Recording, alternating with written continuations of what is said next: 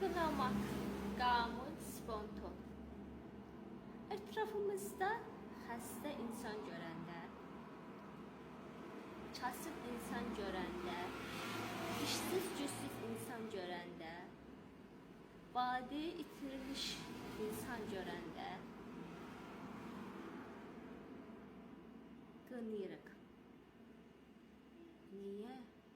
Niye qınayırıq? Niye o insanları yanında olup destek olmak əvəzinə qınayırıq? Ne için? Bir düşünün. Bir gün onun başına gelen səhər başıma gələr. Bir düşünün ki, yuxarıda Allah var ve Allah hamımızı sınayır.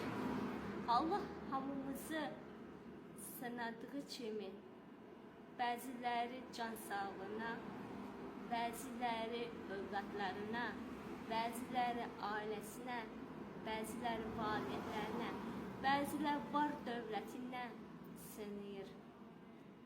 Sınamaq nədir? Sınamaq bir testdir. Allah bizi sınayır ki, mənim yarattığım qul yaxşı insandırmı? Yoxsa pis insandırmı? Yaxşı insan olmaq əvəzinə pis yola gedərmi? Deyə sınayır. Qınamayın. Heç kimsəyə qınamayın. Çünki dünya 3 günlükdür və bu gün olduğu kimi səhərisi də var. Qınadığınız şey sizin başınıza gələ bilər.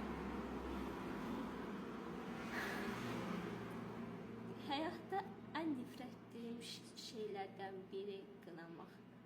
Qınamayın, empati qurun. Empati qurmaq, yəni özünüzü qarşınızdakı yerinə qoymaqdır. Səhər onun yaşadığı şeyler siz de yaşayabilirsiniz. Qınadığınız şey sizin de başınıza gələ bilər. Qınamayın. Heç kimsəyə qınamayın. Dəstək olun. Yardım eləyin. Yanınızda olun o insanlara. Qınamayın heç vaxt. Ümid edirəm ki, bir çox insanın bu qınamaq olmaz.